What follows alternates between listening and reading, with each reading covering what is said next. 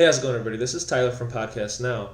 Today, we are joined with Richard Ells, the CEO of Electroneum, and we have a couple questions to ask him. We're going to be talking about price a little bit. I know he can't say much on that, but there was a big volume boost that happened last week, and a couple people had some questions on what happened with that. We're going to talk about the M1 briefly. Now, and they're making products now, obviously, so we're going to have a couple questions about that and a couple other questions. So we're going to jump right into it.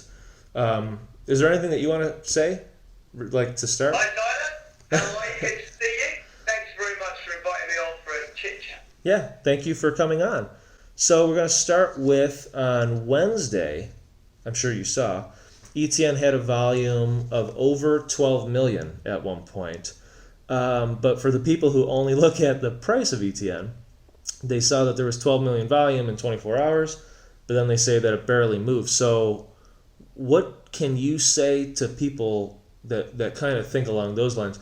What can you say to them to help them remain like confident in ETN instead of rather looking at the price? Like, what can you say to keep that faith?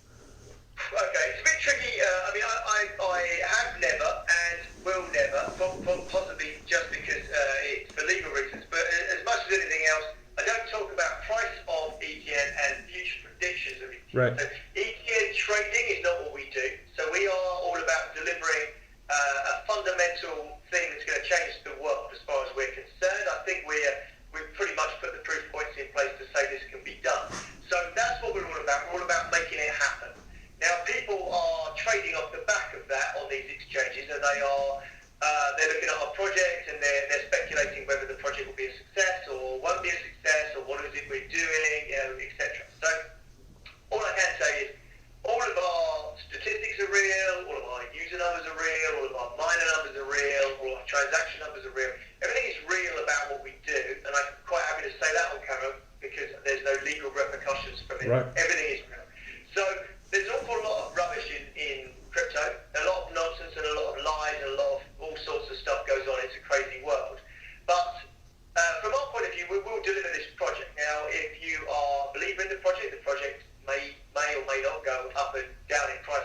It's pretty difficult for me to speculate. But in terms of those volumes, just outside of ETN, anything in terms of volumes on an exchange, what you have got, volume doesn't dictate the price.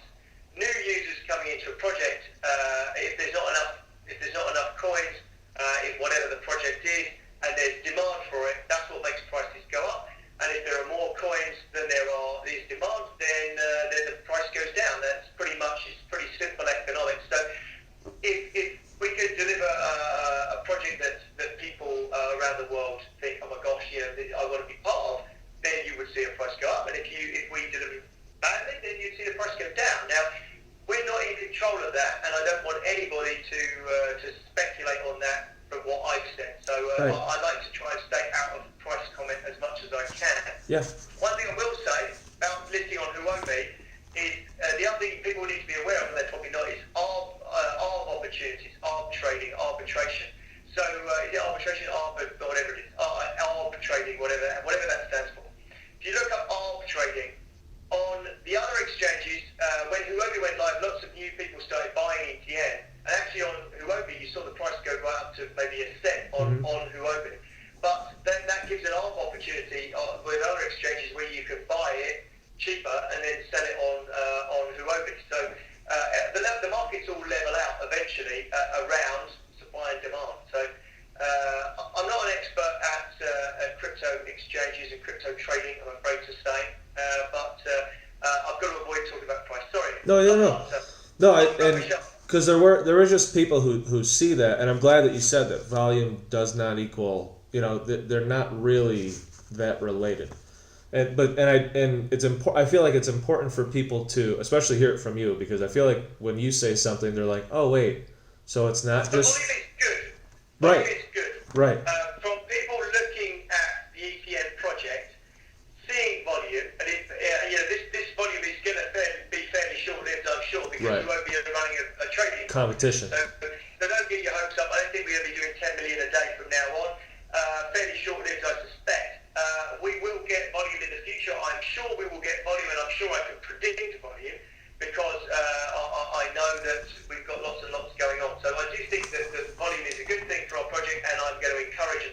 to say I Right. welcome volume. Volume's good for a project because if people want to get in and out of it, the fact that there's volume there means that they know that they're safe to do so. Right. That was a good answer. So the next question, again, it's something that you can't, well, you kind of can talk about this a little bit. So the next question is about that monster deal that you mentioned. Really, the question isn't so much about the monster deal at all. But, sorry. But the question is, after NYC, because I know that you've mentioned, I think it was in Crypto Rich, I think, where you mentioned that there's a couple people, I believe, correct me if I'm wrong, but that there's a couple people that you didn't really expect to be talking to yet, I think is what you said, that came up to you. Now, obviously, I'm not asking you to say who it is, but my question is, is there anybody that's kind of approached you now after seeing you at NYC or seeing what you presented, that you would kind of fit into or almost into that monster deal category? Well, there are still people dribbling along that people would call monster deals. One of the things that we've got that's very critical for people to understand, no one's ever done this in the history of the world. We are groundbreaking all the time. We are so often, not when we say we're the first cryptocurrency in the world that's ever done this, so we're the first cryptocurrency that's done KYC, we're the first cryptocurrency that's got an accounting system, we're the first cryptocurrency that's got this instant payment system way we have with instant payment for API for vendors and things. All these things are not just first for cryptocurrency, of course, because they're the first for the world, in the history of the world. I mean, so when someone topped up their mobile phone after earning some cryptocurrency on their mobile phone, when they topped up for the first time with a cryptocurrency, it was ETN, it wasn't Bitcoin. I mean, who'd believe it? So everyone in the world's heard of Bitcoin, but no one's ever done that with Bitcoin. They may have purchased some Bitcoin and topped up, but they sure as heck haven't done what we did, which is enable some of these people to get something on the ground and do it. Now, this is still happening in a small way at the moment, and some of the people that we've got that I say are monster deals. Right. So last year when we were talking to some big people, we're still talking to those people, but let's not forget, if we had gone live, and I'm sure some people just go, pull the lever, get us 100 million users, Oh, yeah. it would have been a disaster. We probably wouldn't even be here if we'd pulled the lever and tried to push out to 100 million users. If we got 100 million people and we give them $3 worth of ETN, it's not going to work at the moment, right? You only have to do very simple math to figure that out. Yeah. So actually, it has to start small and it has to grow. If you look at the successful cryptocurrencies out there, they've been around for years and they have grown. We've been around for 2 years. We've got a very, very, very strong premise. We've got an unbelievably strong tech there, and we will grow. But some of those people that I'm talking about when I say monster deals, we are in talks with people that make your toes curl with, oh my goodness, that's unbelievable. But some of those we're holding back because we're not ready to do it. It's as simple as that. We have to make sure we know exactly what happens, and Right. now we're on the ground. Let's not forget what we said we would do last year. We are now doing. We're on the ground. You can top your phone up in one place in the world, which is South Africa. You can top your phone up directly with cryptocurrency, not going into fiat. You can earn cryptocurrency directly without using fiat, and you can top up a phone. Now, we've got people on the ground right now getting us vendors and doing other things on the ground in South Africa, and we have got some really strong plays with other small tests in lots of other countries in the world. We're learning all the things here. There's no point having 5 tests going on when the very first hurdle you get to is going to be replicated across those 5 tests. So we know what challenges we're facing on the ground. We were talking to you a moment ago before this video started and showed you the board we were working on today. We know there are challenges.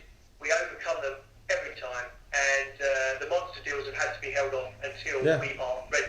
And then when everything is ready, and these little fires are like all around the world in terms of usage, and we know exactly what works and exactly what doesn't.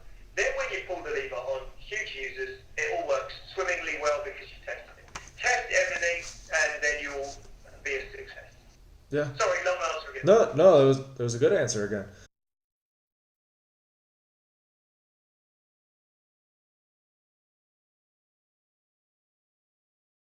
Do you want me to give you an update on the next three things we've got coming? Yes. I'm sure the